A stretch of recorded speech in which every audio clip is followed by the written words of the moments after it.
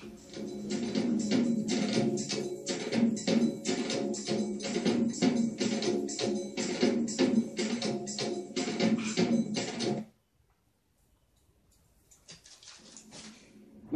আপনাদের সকলকে স্বাগত হাই নিউজের আম দরবার অনুষ্ঠানে। সঙ্গে রয়েছে আমি শান্তম চক্রবর্তী। আর এই আম দরবার অনুষ্ঠানে আমরা সেই সব বিষয়গুলো নিয়ে কথা বলি যে বিষয়গুলো এই মুহূর্তে অত্যন্ত প্রাসঙ্গিক এবং সাধারণ মানুষ যার সঙ্গে খুব বেশি করে জড়িত। আম দরবারে আপনারা নিজেরাও সরাসরি আমাদের সঙ্গে টেলিফোনে কথা বলতে পারেন, কিন্তু এক্ষুনি নয়, শুরুতেই নয়, একটু পর থেকে আলোচনাটা একটু গড়ালে তারপর অবশ্যই আপনাদের কাছ থেকেও মতামত নেব এই বিষয়ে। আজকে যে বিষয়টি নিয়ে এসেছি সেই বিষয়টিতে বলবার আগে একটু বলি, কলকাতা একটা আনপ্ল্যান্ড সিটি। এমনভাবে গড়ে উঠেছিল কলকাতা শহর, ব্রিটিশদের কলোনি হিসেবে এই শহরকে গড়ে তোলা হয়েছিল।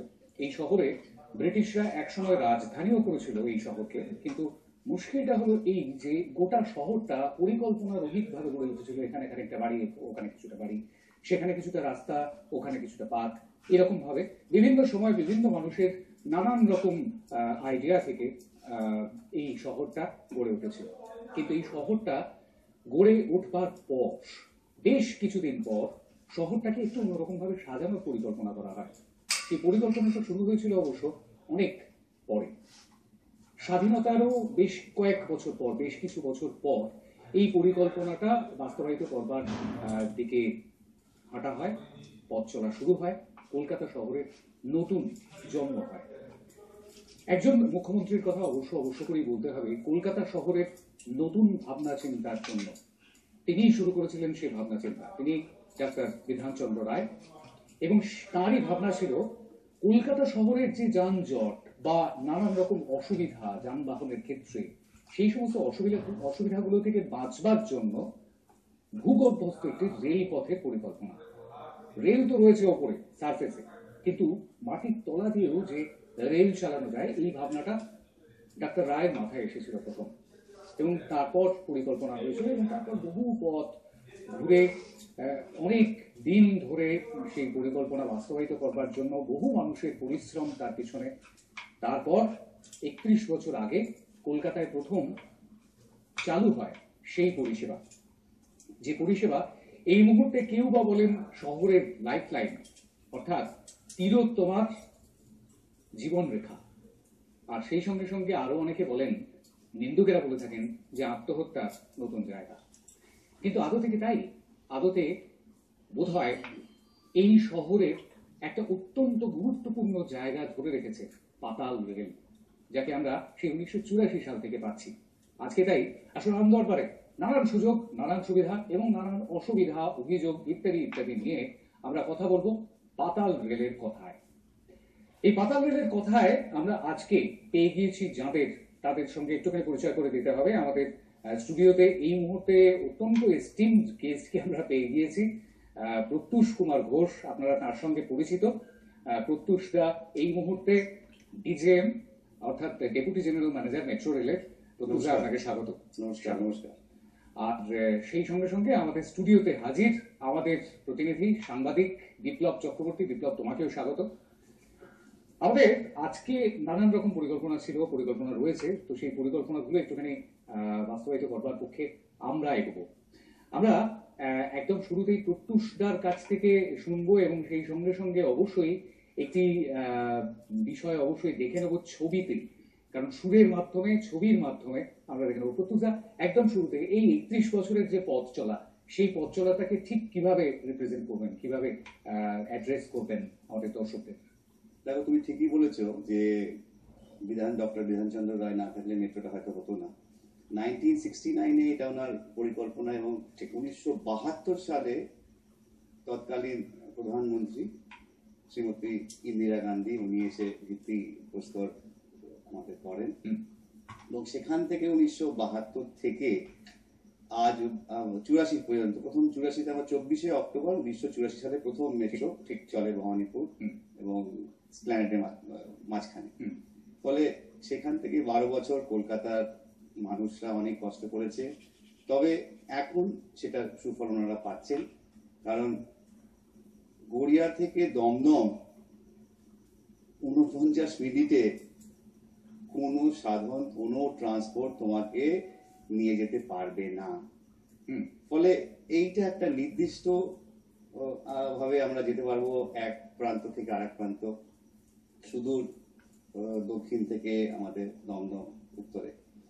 ফলে এইটা যেমন হয়েছে, সঙ্গে সঙ্গে দেখো সময়ের সঙ্গে আমাদের অনেক পুরনো মেট্রো, ফলে সেই মেট্রো থেকে আমরা নতুন আধুনিকরণ করছি। সেখান থেকে ধরো এসি মেট্রো, তারপরে আমাদের AFCPC গেট, আগে টন স্টাইল গেট ছিল, সেখান থেকে AFCPC গেট, তারপরে অটোমেটিক সিগন্যালিং।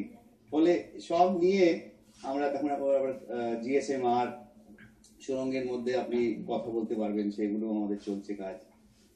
আর এইসব নিয়ে আমরা অনেকটা এগিয়েছি। আমরা 4G পরিষেবা মেট্রো স্টেশনে দিচ্ছি, এখন 3টে স্টেশনে শুরু করেছি, আগামী দিনে হয়তো আরো বাড়বে। তো এইসব নিয়ে আমরা এখন নতুনদের সঙ্গে কম্পিট করছি। আপনারা জানেন যে আর একটা KMRCL ইস্ট ওয়েস্ট মেট্রো, সেটাও কলকাতাতে হচ্ছে। ফলে সব মিলিয়ে আমরা চাইছি যে কলকাতাবাসী এখন যে আমরা 27 কিলোমিটার পথই চালাতে পারি, আগামী দিনে আমাদের নতুন প্রজেক্টগুলো হয়ে গেলে আমরা 90 কিলোমিটার চলবো এবং প্রতিদিন 20 লক্ষ প্যাসেঞ্জার আমরা ক্যারি করবো।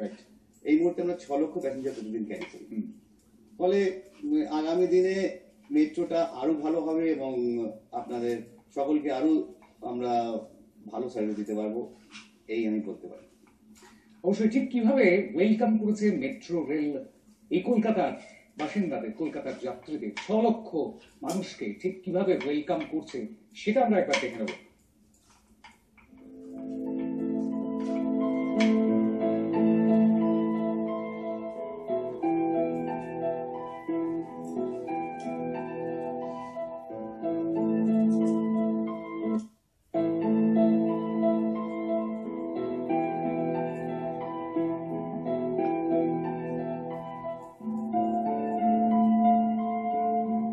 1949 সাল। পশ্চিমবঙ্গের তৎকালীন মুখ্যমন্ত্রী ছিলেন ডাক্তার বিধানচন্দ্র রায়। কলকাতার ক্রমবর্ধমান ট্রাফিক সমস্যার সমাধানে শহরে একটি ভূগর্ভস্থ রেলপথ নির্মাণের কথা বিবেচনা করেন তিনি। এই মর্মে একটি ফরাসি বিশেষজ্ঞ দলকে দিয়ে সমীক্ষা চালানো হলেও কোনো সমাধান সূত্র পাওয়া যায়নি। 1969 সালে মেট্রোপলিটন ট্রান্সপোর্ট প্রজেক্ট নামে একটি প্রকল্প গৃহীত হয়। সেই প্রকল্পের প্রতিবেদনে জানানো হয় দ্রুত বিকল্প পরিবহন ব্যবস্থা চালু ছাড়া অন্য কোনো পথ নেই। এরপর 1971 সালে একটি মাস্টার প্ল্যান প্রকাশিত হয়। সেই মাস্টার প্ল্যানে কলকাতার জন্য মোট 97.5 কিলোমিটার দৈর্ঘ্যের 5টি মেট্রো লাইনের প্রস্তাব দেওয়া হয়। এই 5টি মেট্রো লাইনের মধ্যে সবচেয়ে বেশি গুরুত্ব দেওয়া হয় 16.45 কিলোমিটার দৈর্ঘ্য বিশিষ্ট দমদম টালিগঞ্জ লাইনের উপর। 1972 সালের 1 জুন এই প্রস্তাব অনুমোদিত হয়। ওই বছরের 29 ডিসেম্বর ভারতের তৎকালীন প্রধানমন্ত্রী ইন্দিরা গান্ধী এই প্রকল্পের শিলান্যাস করেন। 1973 থেকে 74 সালে নির্মাণ কাজ শুরু হয়। তবে অর্থাভাব, ভূগর্ভস্থ পরিষেবাগুলির স্থানান্তরকরণ, আদালতের নানান স্থগিতাদেশ, কাঁচামালের অনিয়মিত সরবরাহ বিভিন্ন কারণে থমকে দাঁড়ায় প্রকল্প নির্মাণের কাজ। অবশেষে তৎকালীন রেলমন্ত্রী A.B.A. গনি খান চৌধুরীর বিশেষ উদ্যোগে প্রকল্পের কাজে দ্রুততা আসে। সেই উদ্যোগে কলকাতার পাশাপাশি ভারত পেল প্রথম মেট্রো পরিষেবা।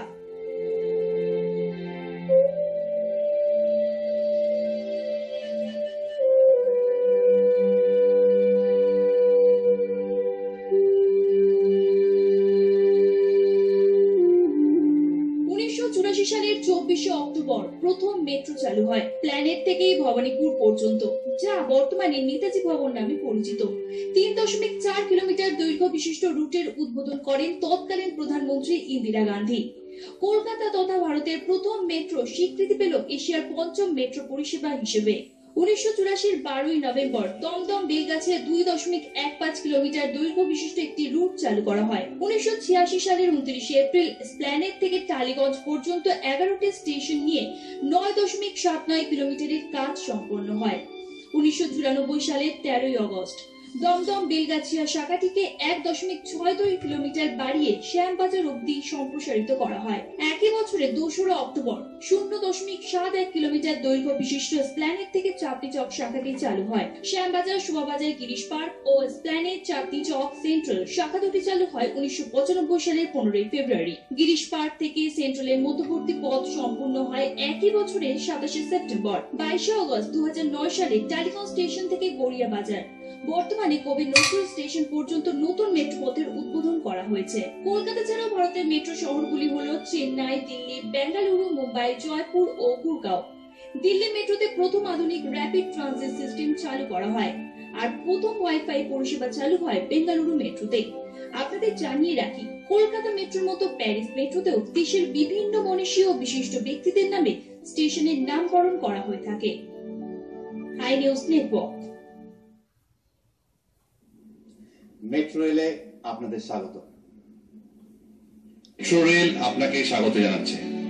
मेट्रो रेलवे में आपका स्वागत है। Welcome to metro railway Kolkata. Metro rail Kolkata দিয়েছে শহরকে নতুন দিশা। मेट्रो रेल কলকাতা দিয়েছে শহরকে নতুন দিশা। 3 দশক ধরে কল্লোলিনী কলকাতার জীবন রেখা। মেট্রো রেল কলকাতা দিয়েছে শহরকে নতুন দিশা।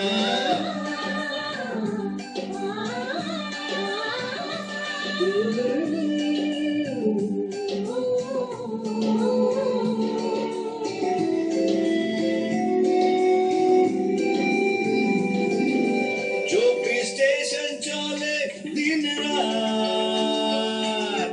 নোয়াপাড়া থেকে কবি সুভাষ, 24 স্টেশন চলে দিন রাত। নোয়াপাড়া থেকে কবি সুভাষ। ভারতে প্রথম কলকাতার গৌরব, চলো মিলে করি আমরা একটাই শপথ। রাখবো মেট্রোকে একান্ত স্বচ্ছ সুন্দর। 3 দশক ধরে কল্লোলিনী কলকাতার জীবন রেখা। 3 দশক ধরে কল্লোলিনী কলকাতার জীবন রেখা। মেট্রো রেল কলকাতা দিয়েছে শহরকে নতুন দিশা।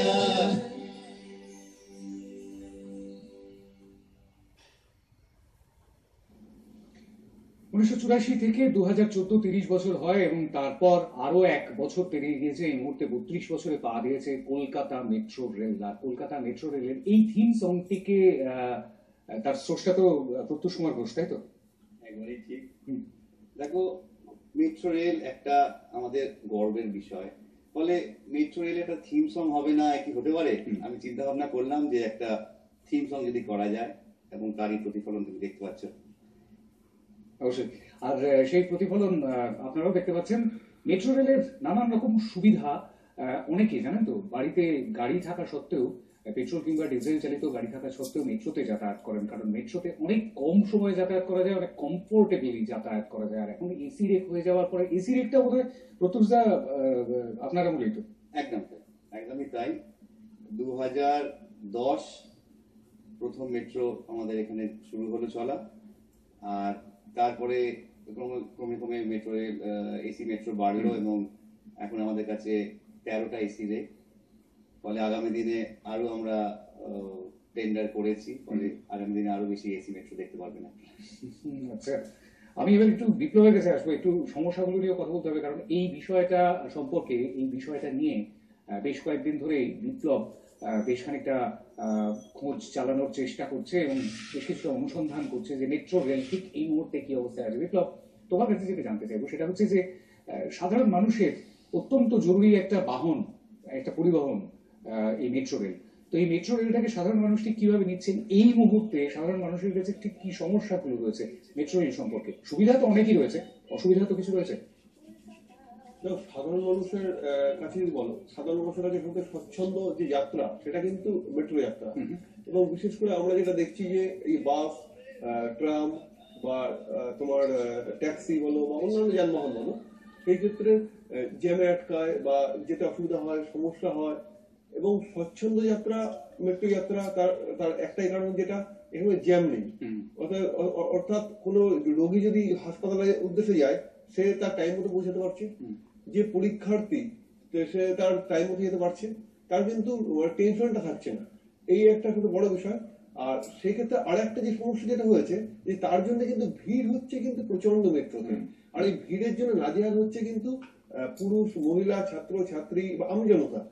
সেক্ষেত্রে এই যে দিনের মধ্যে ভিড় বাড়ছে, আমরা দেখেছি মেট্রোর ভাড়া কিন্তু অনেকটাই বেড়ে গেছে, বিশেষ করে যা ভাড়া ছিল তার প্রায় ডবল হয়ে গেছে। আবার শুনছি মেট্রো ভাড়া বাড়বে, কিন্তু মেট্রো ভাড়া বাড়ার সঙ্গে কিন্তু তাল মিলিয়ে কিন্তু চলছে তোমার ভিড়, মানে ভিড়ের পাল্লাও ভারী। অর্থাৎ যে মেট্রো ভাড়া বাড়ছে বলে ভিড় কমছে বা ভিড় হবে না সেটা কিন্তু না, মানে ব্যস্তানুপাতিক সম্পর্ক না, সমানুপাতিক সম্পর্ক। একদমই মানে মেট্রো ভাড়া বাড়ছে, সাথে কিন্তু ভিড়ও বাড়ছে। বিপ্লব, আমি একটা কথা বলবো তোমাকে, বাসের ভাড়া কিন্তু ন্যূনতম হচ্ছে 6 টাকা, আমাদের মেট্রো কিন্তু 5 টাকা। তুমি সেক্ষেত্রে বলতে পারো না যে ভাই মেট্রোর বেশি ভাড়া। কিন্তু লোকাল বাসের ক্ষেত্রে এই বিষয়ে আমিও একটুখানি সন্দেহ করবো প্রত্যুষদা, সেটা হচ্ছে লোকাল যদি মানে শহরে সিটি পরিবহনের ক্ষেত্রে যদি ভাবেন, শহরের পরিবহনের ক্ষেত্রে সেক্ষেত্রে 25 টাকা কোথাও ভাড়া নেই বাসের, কিন্তু মেট্রোর আছে, তাই না? ঠিক আছে, আসলে আমার একটা জিনিস মনে হয়, সেটা হচ্ছে যে মেট্রোর ক্ষেত্রে সবচেয়ে বড় সুবিধাটা হচ্ছে এই কমফোর্ট, এক। 2 নম্বর হচ্ছে সেই সঙ্গে সঙ্গে সময় মতো পৌঁছানো। কারণ মুমূর্ষু কোনো রোগীকে, তুমি যেটা বললে, মুমূর্ষু কোনো রোগীকে কিন্তু আমরা মেট্রোর নিয়ে যাবো এটা ভাববো না, তাকে অ্যাম্বুলেন্সে নিয়ে যাওয়ার বন্দোবস্ত করতে হবে আমাদের, এবং সেটা রাস্তার উপর দিয়েই যেতে হবে। কিন্তু আমি যখন দফতরে যাচ্ছি, আমি যখন অফিসে যাচ্ছি, সেই সময় আমার সকালে যদি 9টার সময় পৌঁছানোর দরকার থাকে, তাহলে আমি কিন্তু টাইম ঠিক মেপে জুখে যদি ঠিক সময়ে মেট্রোটি ধরতে পারি, তাহলে সে আমাকে ঠিকঠাক সময় পৌঁছে দেবে অফিসে। এটা কিন্তু অস্বীকার করবার কোনো উপায় নেই। যে সময়টা প্রত্যুষদা সিপিআরও ছিলেন, সেই সময়টাতে বেশ কিছু কাজ হয়েছে, সেই কাজগুলোর কথা আমি বলছিলাম। সেটা হচ্ছে 1 নম্বর তো এসি রেক, যেটার কথা আপনি বললেন, একদম সেই সঙ্গে সঙ্গে আরেকটা জিনিস হয়েছে, সেটা হচ্ছে স্মার্ট কার্ড এবং টোকেন। একদম এই টোকেনের ব্যাপারটা বা স্মার্ট কার্ডের ব্যাপারটাকে ইমপ্লিমেন্টেশন করতে গিয়ে কোনো রকম সমস্যার সম্মুখীন হতে হয়েছিল? একদমই হয়েছে। দেখো, কোনো নতুন জিনিস যদি তুমি ইন্ট্রোডিউস করো, তাতে হয় কি টিদিং প্রবলেম হয়। তো আমাদের আগে ছিল ওই ম্যাগনেটিক ইন্ডাকশন দিয়ে টার্নস্টাইল স্ট্রিট দেওয়া, কারেক্ট।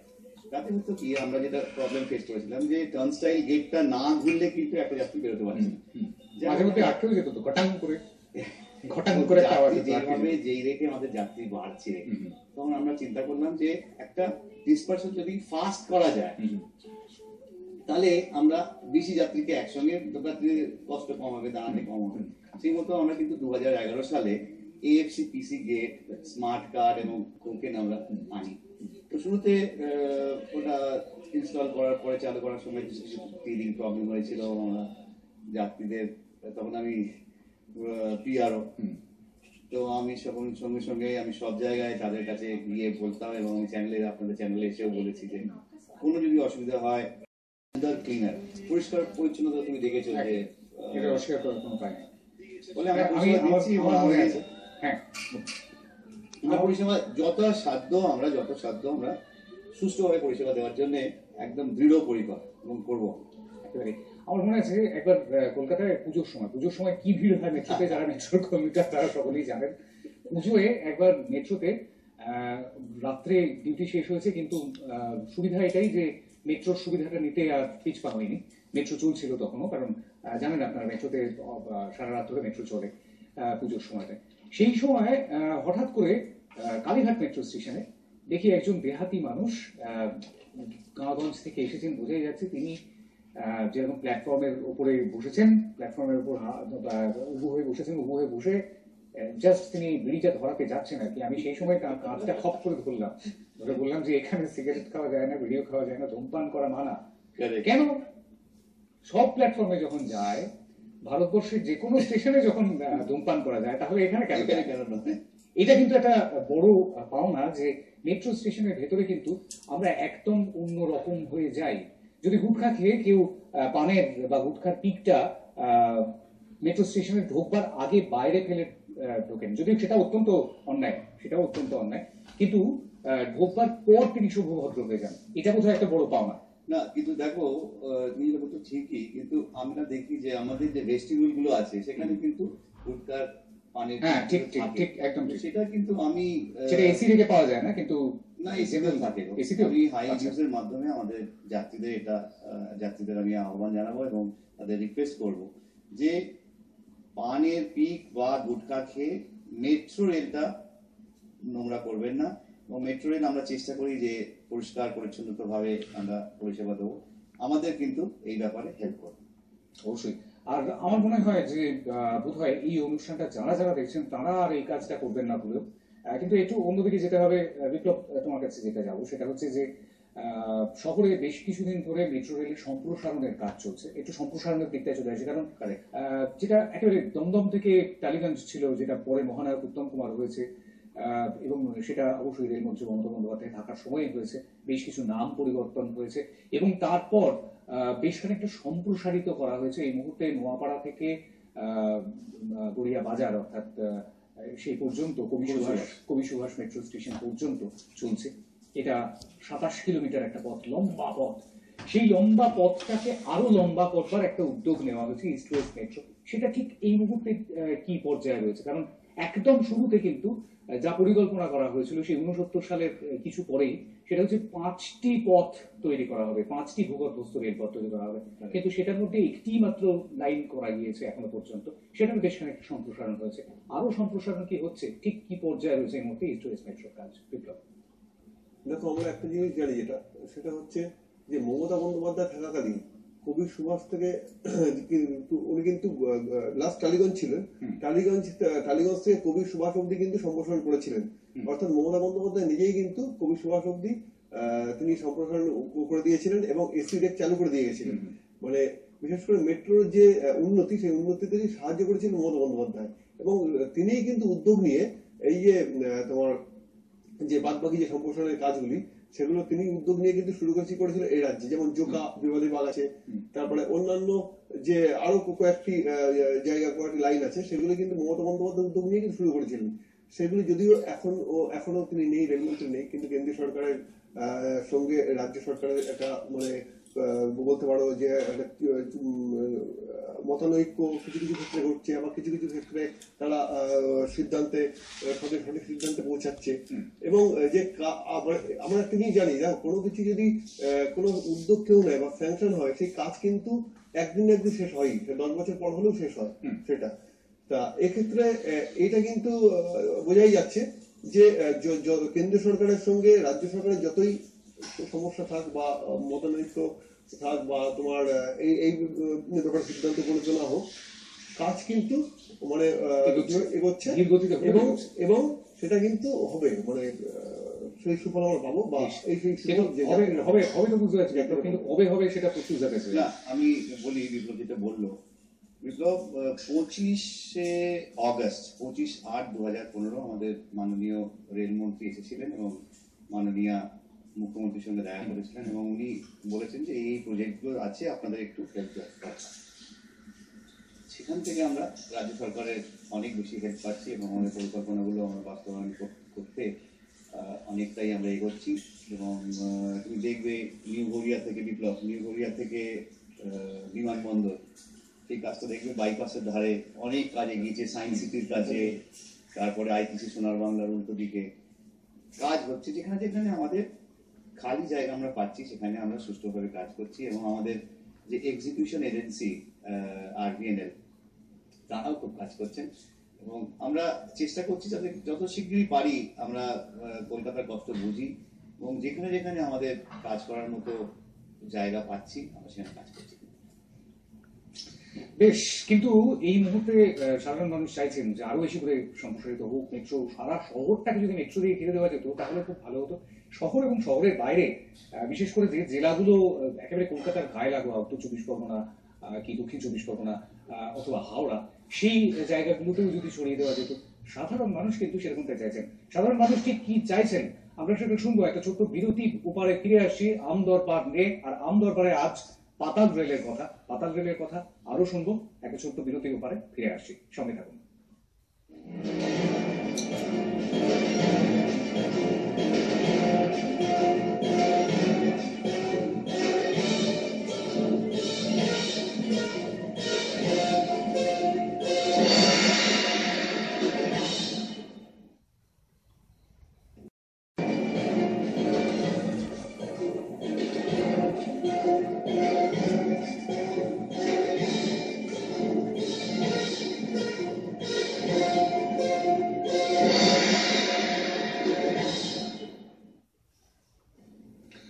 ফিরে এলাম আরো একবার বিরতির পর।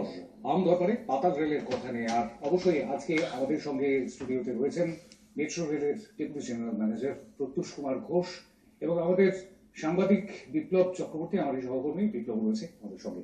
আমরা বিরতিতে যাওয়ার আগে নানান রকম সমস্যা নিয়ে কথা বলছিলাম। আসলে 31 বছরে অনেকগুলো চৌকাট পেরোতে হয়েছে, 32 বছরে পা দিয়েছে পাতাল রেল এবং ভারতবর্ষের এটা একটা বিশাল গর্বের বিষয় যে এই 32 বছরে একবারের জন্য লজ্জা পেতে হয়নি কাউকে পাতাল রেলের জন্য। এটা বোধহয় একটা সত্যি পাওনা, বড় পাওনা, তাই না? একদমই তাই। আর আরো বেশ কিছু কাজ হয়েছে এই সময়ের মধ্যে, বিউটিফিকেশন হয়েছে, প্রত্যেকটা স্টেশন একদম অন্যরকম ভাবে ঢেলে সাজা হয়েছে, অত্যন্ত সুদৃশ্য একটা ইন্টেরিয়ার করা হয়েছে ভেতরে। আমাদের এটাও একটা গর্বের বিষয়। একটু আগে বলছিলাম যে পরিষ্কার পরিচ্ছন্ন রাখার দায়িত্বটা আমাদেরও, সুতরাং সেটা পরিষ্কার পরিচ্ছন্ন রাখতে হবে আমাদের। এবং সেই সঙ্গে সঙ্গে আরো বেশ কিছু কাজ হয়েছে, স্মার্ট গেট ইত্যাদির কথা তো বললাম। সেই সঙ্গে বসার জায়গা হয়েছে, সুদৃশ্য বসার জায়গা আরেকটু বাড়ানোর জন্য অনেকে দরকার করেছেন অবশ্য, যাদের দীর্ঘ সময় অপেক্ষা করতে হয়। এবং সেই সঙ্গে সঙ্গে পানীয় জলের বন্দোবস্ত। দীর্ঘ সময় তোমার কেন অপেক্ষা করতে হবে? অনেক 5 মিনিট অন্তর মেট্রো, তুমি বসো, মুশকিলটা বসার দরকার নেই, তুমি বসতে বসতে দেখবে ট্রেন এসে যাচ্ছে। মুশকিলটা হচ্ছে এটাই যে সাধারণত এরকমটা দেওয়া হয়, আমি প্রশ্নটা করলেন বলে অবশ্যই সেই বিষয়টা আসবে। সেটা হচ্ছে এরকমটা দেওয়া থাকে, উপরে একটা দেওয়া থাকে, ড্যাংলারে লেখা থাকে যে শিশু, বয়স্ক এবং শারীরিকভাবে অক্ষমদের জন্য। কিন্তু মুশকিলটা এটাই হয় যে কেউ যদি সেখানে বসে গল্প করেন, তাকে উঠতেও বলা যায় না। আবার কোনো একজন বৃদ্ধ মানুষ হয়তো সামনে দাঁড়িয়ে রয়েছেন, চক্ষু লজ্জার খাতিরে উঠে দাঁড়াবেন হয়তো কেউ, কিন্তু সেই অপেক্ষাটা শেষ পর্যন্ত সফল হয় না। সেটা মেট্রোর ভেতরে যেগুলো সিট রাখা আছে, আসন সংরক্ষিত আছে, সেই আসনগুলোর ক্ষেত্রে কিন্তু এই সমস্যাটা হয় এবং ঝগড়া বাজিয়ে দেওয়া হয়। অনেকে আমি বয়সের প্রমাণপত্র চাইতে শুনেছি। তো মানে তিনি সত্যি তার 60 বছর পেরিয়েছে কিনা, তিনি সত্যি বয়স্ক, তাকে বলা হবে কিনা, সেই বিষয়টা নিয়ে আমি তর্ক করতে শুনেছি। এবং আরো একটা বিষয় আছে, আমি আসলে এই বিষয়টা নিয়ে বেশ কিছুদিন ধরে একটু রেকি করছিলাম আর কি, বেশ কিছুদিন ধরে খোঁজ চালাচ্ছিলাম এই আম দরবারে এই বিষয়টাকে আনবো বলে। প্রত্যুষ একটা জিনিস আমি দেখেছি, সেটা হচ্ছে শিশু, বয়স্কদের জন্য এবং শারীরিকভাবে অক্ষমদের জন্য বা বিশেষভাবে সক্ষমদের জন্য আসন সংরক্ষিত আছে মেট্রো রেলের কামরার ভেতরে, কিন্তু শিশুদের জন্য কোনো আসন সংরক্ষিত নেই। শিশু কোলে মায়ের জন্য কোনো আসন সংরক্ষিত নেই। গর্ভবতী মহিলার জন্য কোন রকম আসন সংরক্ষিত নেই। কোনো অসুস্থ মানুষ যদি গিয়ে বলেন যে আমার ভীষণ অসুস্থ লাগছে, তাকে কেউ জায়গা ছেড়ে দেবে না। এটা কি বাধ্যবাধকতা কিছু করা যেতে পারে? আমাদের মেট্রোর 4টে দরজা থাকে, লাস্ট দরজা এবং ফার্স্ট দরজার পাশেই ডান দিকে আমাদের হ্যান্ডিক্যাপ এবং সিনিয়র সিটিজেনদের জন্য সিট একদম রিজার্ভ করা হয়, যাতে দরজার পাশে ঢুকেই দরজার পাশে বসতে পারেন। এবং আরেকটা দরজার পাশে মাঝখানে মহিলাদের জন্য। শিশুদের দেখো, শিশুরা তো এমনি বুঝতে পারবে না, শিশুদের তো মাদেরই লাগবে, মারা যদি না ধরে বসে তা শিশুরা তো এদিক ওদিক ছড়িয়ে যাবে। তো ফলে আমাদের এই চিন্তা ভাবনা গুলো করা, দেখো কিছুদিন আগে বলছিল যে মহিলাদের জন্য আলাদা করে একটা ট্রেন করা হোক বা একটা কামরা দেওয়া হোক। তো আমরা সেটাও করি এবং তারপরে ফিডব্যাক পাওয়াতে বলে যে আমরা বাধ্য হই যে রিজার্ভ করা যাবে না, কারণ সকলেই যেতে চান এবং সকলেরই তাড়া থাকে। লাস্ট কামরা যদি মহিলাদের জন্য করা হয়, তো যাত্রীরা দৌড়ে দৌড়ে এসে ফার্স্ট কামরা যেটা অ্যাভেলেবল ফার্স্ট কামরা, সেটা উঠতে পারছে না। ফলে কমপ্লেন আসার পরে আমরা কিন্তু আবার সেই পুরনো আনরিজার্ভ মানে চেঞ্জ করে দেওয়া হবে। তো এই জিনিসগুলো আমরা চেষ্টা করি। এবং তুমি যেটা বললে যে যাত্রীরা কিন্তু সকলেই আমাদের জন্য ভগবান। যাত্রীদের ভেতরে সেটা যাত্রীদের নিজেদের মধ্যে ওটা একটা অবশ্যই, কিন্তু যাত্রীরা ঠিক কি ভাবছেন সেটা জানবার জন্য আমার সহকর্মী বিপ্লব গিয়েছিলেন যাত্রীদের কাছে। তারা কি বলেছেন একবার একটুখানি চটপট ঝলকে দেখে নেব।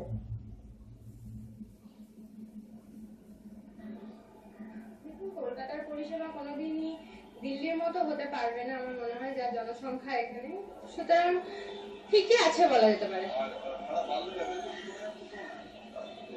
হ্যাঁ, অনেকের পক্ষে অসুবিধাজনক, কিন্তু এর থেকে বেটার হতে পারে।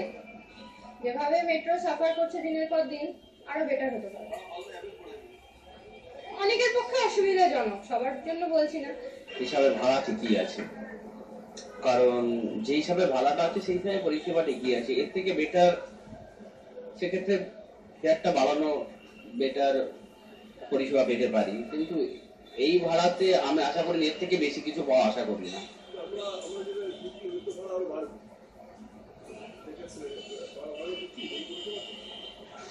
এখন সব জিনিসেরই বাড়ছে, যদি কিছু যদি বাড়ুক, কিন্তু তার পরিবর্তে যেন মেট্রো রেল পরিষেবা অনেক বেটার করুন, এটাই সব মানুষেরই পক্ষ থেকে আমার এটাই। সব জিনিসেরই দাম বাড়ছে, বাড়ুক, কিন্তু সেই অনুযায়ী আমরা পরিষেবাটাও যেন পাই কন্টিনিউয়াস। Thank you. हमको बंगाली समझ में नहीं आता। আমি মেট্রো খুব ডেলি প্যাসেঞ্জারই করি না, তবে যা যানজট তার তুলনায় যথেষ্ট মেট্রো পরিষেবা আমি ভালোই পাই, আমার ভালোই লাগছে। ভাড়া বাড়ে তাহলে কি এখন জিনিসপত্রের যেভাবে দাম বেড়েছে সেই অনুযায়ী সবকিছুরই তো দাম মানে একটু আধটু চেঞ্জ তো হতেই পারে, সেটা তো স্বাভাবিক সহজাত। মেট্রো ভাড়া এখন হ্যাঁ ঠিক আছে, ঠিক আছে পরিষেবা অনুযায়ী।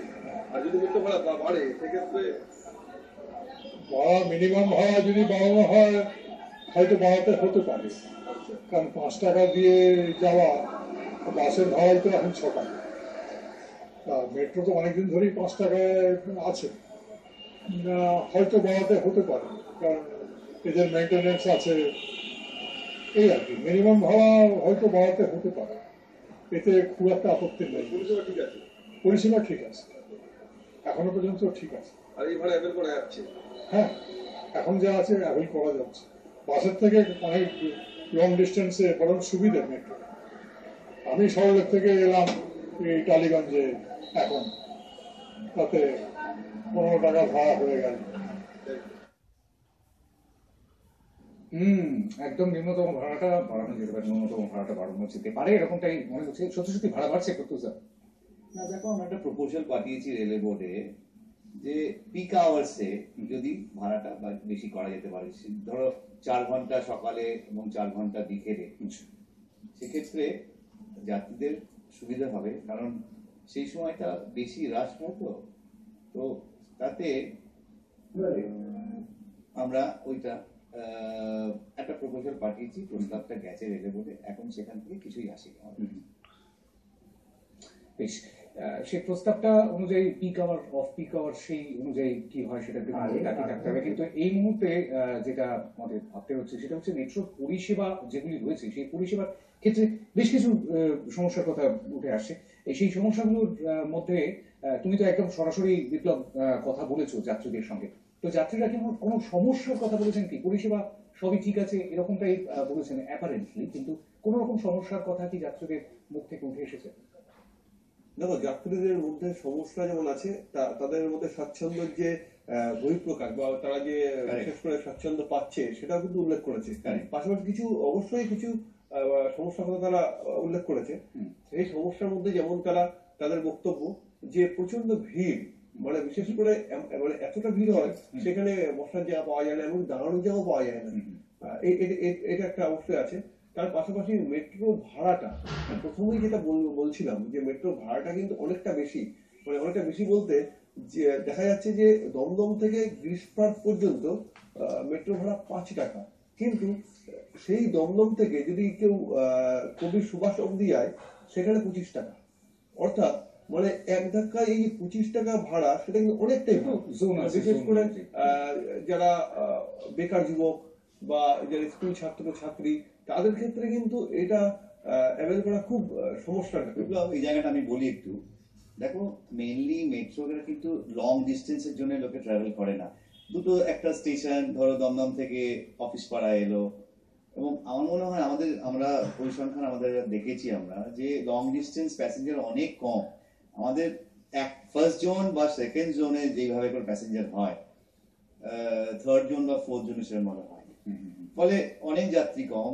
আমরা এসি মেট্রোতে পরিষেবা দিচ্ছি। তুমি কিন্তু এসি মেট্রো এসি বাসের কথা তুমি কিন্তু বলোনি। এসি বাসের ন্যূনতম কত ভাড়া শান্তন বলো তুমি? আমার সবগুলো তো এসি না, মানে কিছু এসি আছে, ম্যাক্সিমাম এখন নন এসি আছে। এটা এক নম্বর। আর 2 নম্বর হচ্ছে আমরা কিন্তু ওটা এখন ট্রানজিশন পিরিয়ড, আমরা আস্তে আস্তে শিফট করবো। আসলে দেখো আমাদের তো সব থেকে পুরনো মেট্রো, আর উনি একজন ভদ্রমহিলা বললেন যে দিল্লি মেট্রো পরিষেবা। তো দিল্লি একটা নতুন প্রজন্ম, সেটাই দিল্লি আমাদের থেকে ধরো 10-12 বছর পরে। ফলে তখনকার টেকনোলজি আর আমাদের আগেকার টেকনোলজি দুটো এক নয় না। সেটাই। তো ন্যাচারালি তুমি এখন স্মার্টফোন ব্যবহার করছো, আগে তো স্মার্টফোন ছিল না, আগে ওই ঘর ফোন ছিল, টিভি তোমাকে ফোন করতে হতো। তো এই জিনিসগুলো রয়েছে, তোমাকে টেকনোলজির সঙ্গে সঙ্গে নিজেকে আপডেট করতে হবে, একদম ঠিক, এটাই সত্যি কথা। আর আমরা একটুখানি আপডেট করে নেবো আমাদের অবশ্যই টেলিফোন নাম্বারটা আপনারা দেখতে পাচ্ছেন টপ ব্যান্ডে যাচ্ছে, টেলিফোন করতে পারেন। আপনাদের সমস্যা থাকলে আপনারা ফোন করবেন অবশ্যই, যে নাম্বারটা আপনাদের পরিচিত দীর্ঘদিন ধরে, সেটা হচ্ছে 033246107778। এই নাম্বারে ফোন করবেন, বাংলায় বললে 03324610778। এই নম্বরটায় টেলিফোন করে আপনার মতামত জানাতে পারেন। আপনার কি মনে হয় লাইফলাইন এই শহরের মেট্রো পরিষেবা, নাকি মেট্রো পরিষেবা সম্পর্কে আপনার কিছু অভিযোগ আছে বলবেন। আমি বেশ কিছু অভিযোগের একটা লিস্ট বানিয়েছি আর কি। সেই অভিযোগগুলোর মধ্যে 1 নম্বর হচ্ছে একবার যদি কেউ ইনগেট দিয়ে ঢোকেন, মানে গেট দিয়ে ঢোকেন, তারপরে সেই স্টেশনে কিছুক্ষণে হঠাৎ করে মাথায় কোনো একটা কাজ মনে করলো, সঙ্গে সঙ্গে বেরিয়ে আসাটা একটু টাফ। তাকে একজনকে ডাকতে হবে, কোনো একজন মেট্রোর কর্মী, তিনি এসে একটি গেট খুলে দেবেন এবং সেই গেট দিয়ে তিনি বেরিয়ে আসবেন। আমাদের গেটের কাছে কিন্তু থাকে, আমাদের প্রতিটা রেল কর্মী প্রত্যেক গেটের কাছে কিন্তু থাকে, এবং এই সুবিধে অসুবিধাগুলো দেখার জন্য কিন্তু ওদেরকে রাখা হয়েছে। টয়লেটটা তোমার অনেকদিনকার প্রশ্ন শান্তন, কিন্তু আমাদের যেটা অসুবিধে, আমাদের কিছু কিছু স্টেশন আছে তার কিন্তু সামনেই কেএমসি বা সুলভ ইন্টারন্যাশনাল, তারা কিন্তু টয়লেট করেছে। আমাদের যেটা অসুবিধা হচ্ছে যে আমাদের প্ল্যাটফর্মের যে সেভারেজ লেভেলটা কলকাতার যে সেভারেজ লেভেলটা থেকে অনেকটাই উঁচু, ফলে তুমি যদি ওখানে মলমূত্র ত্যাগ করো, সেটা পাম্প করে বার করা, এবং তাতে যদি একটুখানি থাকে দুর্গন্ধে তুমি মরে যাবে, সেখানে তুমি ঢুকতে পারবে। খুব সত্যি, খুব সত্যি। তো এইগুলো কনস্ট্রেন্ট আছে। তবে আমরা সেক্ষেত্রে যদি কোনো রকম সমস্যা হয় তাহলে স্টেশন ম্যানেজারের ঘর অবশ্য রয়েছে, যদি খুব অ্যাকিউট কোনো সমস্যা হয়, এক্সট্রিম এমার্জেন্সি যে সময় হয়, ওরা যায় এবং আমাদের লোকেরা পারমিটও করে দেয়। এবং কিছু কিছু স্টেশনে এখন যেমন বেলগাছিয়ায় আমি সেদিন গিয়েছিলাম ইন্সপেকশনে, দেখলাম যে একদম বেলগাছিয়া স্টেশন থেকে বেরিয়েই টয়লেট, কিছু কিছু স্টেশনের বাইরে টয়লেট আছে। ফলে সেই সব যাত্রীদের উদ্দেশ্যে আমি বলবো যে টয়লেট কিছু কিছু স্টেশনে যদি সামনেই একদম গেটের সামনেই আছে। রয়েছেন না, আমার যতদূর মনে হচ্ছে দীর্ঘ অভিজ্ঞতা থেকে যে লাইনটি বিচ্ছিন্ন হয়ে গিয়েছে, অবশ্যই পরে কেউ আসবেন। আচ্ছা, আরেকটা সমস্যা নিয়ে চলে যাবো, সেটা হচ্ছে এসি মেট্রোর ক্ষেত্রে যেহেতু হাওয়া চলাচলের কোনো জায়গা নেই, একেবারে প্যাকড হয়ে যায়, দরজাটি বন্ধ হয়ে যাওয়ার সঙ্গে সঙ্গে সেই সময়টাতে খুব ভিড়ের চাপে দমবন্ধ অবস্থা হয়ে যায়। অনেক সময় এরকমটা হয় যে এসিটাও ঠিক মতন চলছে না। এই সমস্যাটা কিন্তু এসি রেকের ক্ষেত্রে রয়েছে, সেটা সাধারণ যারা কমিউটার মেট্রো তারা বলছেন। না দেখো শান্তন, একটা আমি বলবো তোমাকে যে ইনসাফিসিয়েন্ট হয় কখন এসি, যখন একটা ঘরে আমি বসে আছি, 4 জন বসে আছি, একটা 1 টনের এসি চলছে, সেক্ষেত্রে এসিটা তুমি পাবে সাফিসিয়েন্ট। কিন্তু যদি এখানে 100 জন ঢুকে যায়, তখন হয় কি এসিটা ইনসাফিসিয়েন্ট হয়ে যায়। কিন্তু মুশকিল হচ্ছে, আমি আপনাকে বলি একটা ব্যাপার, সেটা হচ্ছে এবার প্রত্যক্ষ অভিজ্ঞতা থেকে বলছি, সেটা হচ্ছে উপরে ওই ভেন্টিলেটর গুলো যেগুলো দিয়ে এসির হাওয়াটা ঢোকে আর কি, সেই জায়গাটাতে অনেকে হাত দিয়েও দেখেন, কিন্তু সেখান থেকে কোনো হাওয়া বেরোচ্ছে না, এরকমটা দেখা যায় আর কি। আমি নিজেই ভুক্তভোগী, আমি সেই কথাই বললাম, এরকমটা হয়। এটা হয়তো কোনো যান্ত্রিক সমস্যার জন্য হয়েছে, এইটা একটা সমস্যা। আরেকটা বিষয় রয়েছে, সেটা হচ্ছে যে এটা অবশ্যই খারাপের বিষয় নয়, এটা একটা ভালো বিষয়। সেই ভালো বিষয়টাতে আসবো, প্রায় আমরা শেষাশেষি পৌঁছতে চলেছি। তো সেটা হচ্ছে মেট্রোর ভেতরে বিনোদনের ব্যবস্থাটাও আপনার ওই সময়টাতে, আপনি যে সময়টা একদম সরাসরি পাবলিক রিলেশনটা দেখতেন, সেই সময়টাতে আমরা আসবো এই বিষয়টাতে। আমি আমাদের সঙ্গে কেউ একজন রয়েছেন কলার। নমস্কার, কে বলছেন, কোথা থেকে? নমস্কার, কে রয়েছেন টেলিফোনে? আমার যেন মনে হচ্ছে যে টেলিফোন লাইনে কিছু একটা সমস্যা হচ্ছে, সেই সমস্যাটা একটুখানি দেখতে হবে। আমি অবশ্যই আমার কন্ট্রোল রুমকে অনুরোধ করবো যে একটু প্লিজ দেখুন। আর যেটা বলছিলাম সেটা হচ্ছে স্টেশনের ভেতরে বিনোদন, এই বিনোদনটার এবার আইডিয়াটা কোথা থেকে এলো মাথায়? শুধুমাত্র বিনোদন নয়, তার মধ্যে ইনফরমেশনও আছে, ইনফোটেইনমেন্ট। দেখো, মেইনলি হচ্ছে আমাদের যাত্রীদের অ্যাওয়্যার করতে হবে যে মেট্রোয় কি সুবিধা আছে, কিভাবে আসতে হবে, কোথায় টিকিট পাওয়া যায়, কত দামের টিকিট, এবং মেট্রো স্মার্ট কার্ডের কতদিন ভ্যালিডিটি, বা তার কতদিন ধরে আমি ইউজ করছি, এই ব্যাপারগুলো আমরা কিন্তু দেখাই। তার সঙ্গে ইনকোডা টিভি তারা বিনোদন করছে, এবং সেই জন্য আমাদের তারা লাইসেন্স ফিও দেয়। ফলে এটা একটা যাত্রীর জন্য একটা অ্যামিনিটিস স্বচ্ছন্দ, আর তার সঙ্গে আবার আমাদের বিনোদন হচ্ছে, ফলে এইটা কোনো জায়গায় কিন্তু নেই। এই দিক থেকে আমরা একটা পয়েন্ট এগিয়ে আছি অন্য মেট্রো থেকে। অবশ্যই অবশ্যই অবশ্যই। আর এর মধ্যে কিন্তু খবরও দেওয়া হয়, আমরা তো খবরের জগতের মানুষ, সেই কারণে খবরটাও কিন্তু আমরা পাই আর কি। হ্যাঁ, হেডলাইন্স গুলো, নিউজের হেডলাইন গুলো সেগুলো পাওয়া যায়। কিন্তু যদি কেউ খবরের দিকে নজর রাখতে না পারেন তাহলে মেট্রো স্টেশনের ভেতরেই তিনি খবরটা পেয়ে যাবেন। বিপ্লব, তুমি টালিগঞ্জ মেট্রো স্টেশন অর্থাৎ মহানায়ক উত্তম কুমার এখন যেটি নাম, সেখানে গিয়েছো। পাশে একটি হাসপাতাল আছে, কখনো দেখেছো? মেট্রো রেলের হাসপাতাল, সেই হাসপাতালটি ফাংশনাল কি প্রত্যুষা? না, এই মুহূর্তে আমাদের একটা নতুন হসপিটাল হয়েছে, তপন সিনহা মেমোরিয়াল হসপিটাল, করুণাময় ব্রিজের কাছে। সেখানে আমাদের এই পুরোনো হসপিটাল ওখানে শিফট হয়ে গেছে। আরো বেশি জায়গা এবং আরো বেশি সুন্দরভাবে তৈরি করা হয়েছে, বেশি আমাদের গেজেটস দেওয়া হয়েছে, আপগ্রেডেড মেশিনস দেওয়া হয়েছে, উন্নত পরিষেবা দেওয়া হয়েছে। ফলে এগুলো আমরা শিফট করেছি। আচ্ছা আচ্ছা। বিপ্লব, তুমি এই যে বিষয়টা, এই বিষয়টার মধ্যে অর্থাৎ এই হসপিটালটার বিষয়টা তুমি মানে ভেতরে ঢুকে দেখবার চেষ্টা করেছিলে কি? আমি তোমাকে বলেছি। দেখো, আমি যতদূর জানি যে মমতা বন্দ্যোপাধ্যায় কিন্তু এই হাসপাতালটা কিন্তু উদ্বোধন করেছিলেন, মানে তিনি যখন রেলমন্ত্রী ছিলেন সেই সময় এই মেট্রো রেলের হাসপাতালটা। কিন্তু এই অত বড় হাসপাতাল, যেটা মেট্রো রেলের মানে কর্মী কর্মচারী বা অন্যান্য তৈরি করা, সেটা কিন্তু রীতিমতো অব্যবস্থা হয়ে পড়ে রয়েছে এবং সেই আর ভগ্ন দশা বলতে গেলে। বিশেষ করে পুরো লক করা গেটটা এবং ভিতরে যে অব্যবস্থা, মানে তা দেখে বোঝাই যায় যে ওখানে কিন্তু এখন বিশেষ করে সাধারণ মানুষের তো মানে পাও মানায় না সাধারণ মানুষ। এমনকি মানে ওটাকে মানে ইয়ে করা, সংস্কার করা, বা বর্তমান যে রেলমন্ত্রী আছেন বা উদ্যোগ নিয়ে সংস্কার করা কোনো উদ্যোগ, সেটাও কিন্তু হয় না। সেটা কি সংস্কার করা হবে? না, বিপ্লব যেটা বলছি, বিপ্লব একটু কোনো জায়গায় ভুল হচ্ছে। আমরা কিন্তু এই হসপিটালটা বন্ধ করে দিয়েছি। আচ্ছা, এর পরিবর্তে তপন সিনহা মেমোরিয়াল হসপিটাল হয়েছে করুণাময় ব্রিজের কাছে। ফলে আমার মনে হয় বিপ্লব, আমার বন্ধু, আমার ভাই, ওরা একটা ভুল করছে, ওটা বন্ধই হয়ে পড়ে আছে। এটা বন্ধ হয়ে পড়ে আছে। আমরা নতুন পরিকল্পনা কি রয়েছে? হ্যাঁ, ওটা আমরা দেখছি যে ওটা কিভাবে আমরা কমার্শিয়ালি ইউটিলাইজ করতে পারি। ওটা আমরা জায়গাটারে যদি লিজ করতে পারি বা লাইসেন্স দিতে পারি অন্য কোনো কাজের জন্য। আমাদের নতুন হসপিটাল হয়ে গেছে এবং আমি আমার ভাইকে বলবো, তুমি একবার এসো, তোমাকে আমি ওটা বন্ধ করা হলে কিন্তু রং করা হলো কেন তাহলে? ওই যে আমরা দেখছি মানে নীল সাদা যে নতুন রং করা হয়েছে, বন্ধ করার আগে হয়েছিল ওটা। বেশ, আমরা হাসপাতাল থেকে বেরিয়ে আসবো, এবারে একটু সুস্থতার দিকে যাব। কিন্তু সুস্থতার মধ্যেও বেশ কিছু অসুস্থ ছবি আমাদের নজরে আসে। মেট্রো রেলের গায়ে বোধ হয় সেটা কলঙ্ক প্রত্যুষটা। সেটা হচ্ছে বারংবার আমরা দেখেছি কলকাতার মেট্রো রেলে আত্মহত্যার ঘটনা। বারবার বলা হয় নানান রকম সোশ্যাল যে রেসপন্সিবিলিটি, সেই রেসপন্সিবিলিটি করবার চেষ্টা করে পাতাল রেল, মেট্রো রেল, কিন্তু তা সত্ত্বেও এই আত্মহত্যার ঘটনা বোধহয় এই মুহূর্তে কিছুটা আটকানো গিয়েছে। বেশ কড়া প্রহরায় রাখা হয়েছে মেট্রো রেলের প্ল্যাটফর্মগুলিকে। সেটা সত্ত্বেও এর আগেও আমরা দেখেছি কিন্তু সেই আত্মহত্যার ঘটনা। আমরা আত্মহত্যার ঘটনায় প্রত্যুষদের কাছে পরে আসবো। আমাদের সঙ্গে একজন কলার রয়েছেন। নমস্কার, কে বলছেন, কোথা থেকে বলছেন? নমস্কার। নমস্কার।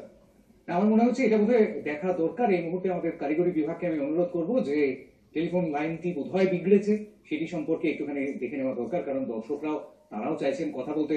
আমাদের এই অনুষ্ঠানটি অত্যন্ত জনপ্রিয় অনুষ্ঠান, তাদের কাছে অত্যন্ত প্রিয় একটি অনুষ্ঠান, কিন্তু সেই অনুষ্ঠানে যদি এইভাবে যোগাযোগ বিচ্ছিন্ন হয়ে থাকে তাহলে সত্যি সেটার জন্য আমরা মার্জনা চাইছি, দুঃখিত আপনাদের কাছে। আমরা চলে আসবো একটু প্রত্যুষদের কাছে যে আত্মহত্যার ঘটনাটাকে আটকানোর জন্য আর কি কি ব্যবস্থা নেওয়া হয়েছে। দেখো, আমাদের প্ল্যাটফর্মে দুদিকেই দুটো করে আরপিএফ থাকে এবং তারা বাঁশি বাজিয়ে সাবধান করে যে আপনারা ওই ইয়েলো লাইনটা ক্রস করে যাবেন না, সরে আসুন। এছাড়া আমাদের সেন্ট্রাল কন্ট্রোলে আমাদের আরপিএফ এর আলাদা করে একটা সিকিউরিটি কন্ট্রোল রুম আছে, সেখান থেকে নজরদারি করা হয় এবং দেখা হয় যে কোনো লোক খুব ডিপ্রেস, এদিক ওদিক ঘুরে বেড়াচ্ছে, অনেকক্ষণ ধরে প্ল্যাটফর্মে বসে আছে, সেইগুলো আমরা নজরদারি করি এবং তাদের আমরা রেস্কিউ করে নিয়ে আসি এবং বলি যে তোমাদের কি সমস্যা, কি অসুবিধা বলুন।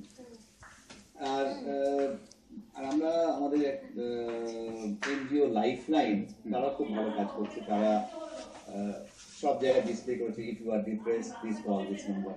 এবং ওখানে আমাদের মতো আপনি বা আমি যাদের সময় আছে, মানে আমি নিজের কাজের মধ্যে থেকে যদি সময় বার করতে পারে মানবিকতার জন্য, তারা কিন্তু ফোন কল রিসিভ করে এবং আপনার কি অসুবিধে, মানসিক কোথায় ধাক্কা লেগেছে,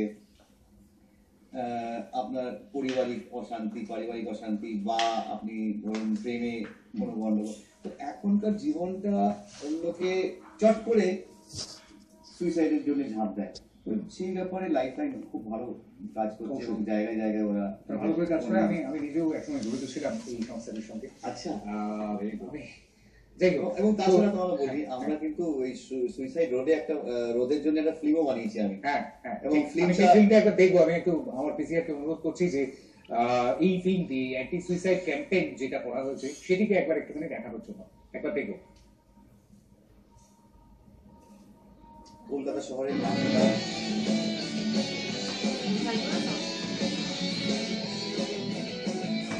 কলকাতা মেট্রো 30 বছর ধরে জাতির সেবায়। I'm always very happy to see people traveling in the metro because that is one of the smartest thing what we have. In time, সচরাচর একটু ঠান্ডা ঠান্ডা, অত গরম লাগে না।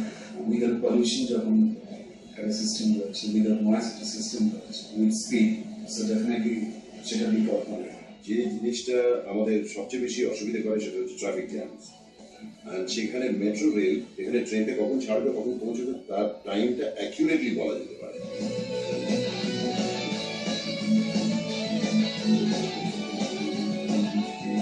আমার জীবন যেমন আমার হাতে ছিল না যখন আমি জন্মেছিলাম, তখন জীবন শেষ করে দেওয়ারও অধিকার আমার নেই। এছাড়া মেবি তারা একটা মানুষ তাকে হসপিটাল পৌঁছাতে হবে, অন্য কারো প্রাণ বাঁচাতে হবে। অবশ্যই এই যে ফিল্মটি বানানো হয়েছিল সেই ফিল্মটি আপনারা দেখলেন। আর এটি কিন্তু কলকাতা মেট্রো স্টেশনগুলিতে যে স্টেশনগুলি রয়েছে সেই স্টেশনগুলির মধ্যে চালানো হয়। 27 কিলোমিটার যাত্রা আর 49 মিনিট লাগে গোটা পথটি অতিক্রম করতে। 6 লক্ষ মানুষ যাতায়াত করে এই যে রেলপথটি, সেই রেলপথটিকে নিয়ে আর নতুন কি ভাবনা চিন্তা রয়েছে প্রত্যুষটা? দেখো, আমাদের নতুন 4টে প্রজেক্ট হচ্ছে।